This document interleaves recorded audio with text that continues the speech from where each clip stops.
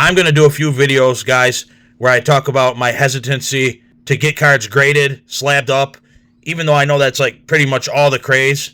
People love that validation of their card being a 10, but I want to talk about my hesitancy, and I'm going to give you guys a few reasons. This one's for the shorts, so I do want to do this in a longer format video eventually and explain in more detail. But for this video, I'll talk about one fear I have with it. And yes, like sending cards through the mail and stuff like that, cards being stolen, that is a fear. And this one might seem irrational, but it's something I put a little thought into, and I'm going to share it with you guys and see what you guys think. But at all these grading companies, I don't know what the security measures are. And there's some bigger grading companies, obviously, and smaller ones. My fear is, is if there's not a camera honed in on every single one of these guys grading, and I highly doubt there is, and maybe this is an irrational fear, I don't know, but it's cards being switched. So there's bad apples everywhere. Let's just say, 19 out of 20 of these graders are honest, good people, and that's probably the case.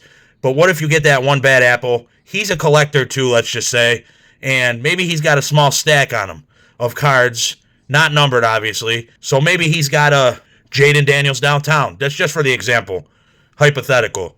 Maybe he's got a Jaden Daniels downtown, and his has a bad print line through it, or a surface scratch, or some dimpling, and yours was potentially a 10, or a higher grade than what his would have graded, and he just kind of does a little sleight of hand and switches out your Jaden Daniels downtown for his copy. What if somewhere down the chain, through the process, like let's say you drop your cards off at GameStop, and they're sitting there for weeks or whatever until they send the cards out, and an employee, he has that same card in worse condition. He looks at your card, and what if he switches it out? Hopefully you would go through a trustworthy card shop if you go through a card shop, but what if somebody in the shop, what if it gets switched out there? So that's one thing that I've always had a fear of, your cards being switched out for worse copies. And I have heard stories where guys got the cards back, and they thought their cards were damaged, which is another fear.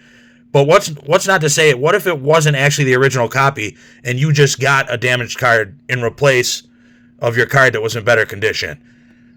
There's been stories about people that got the cards back that had scratches on them that they didn't have on the cards before, print lines, whitening around edges or the corner that they didn't notice before, but it was there when they got the card back.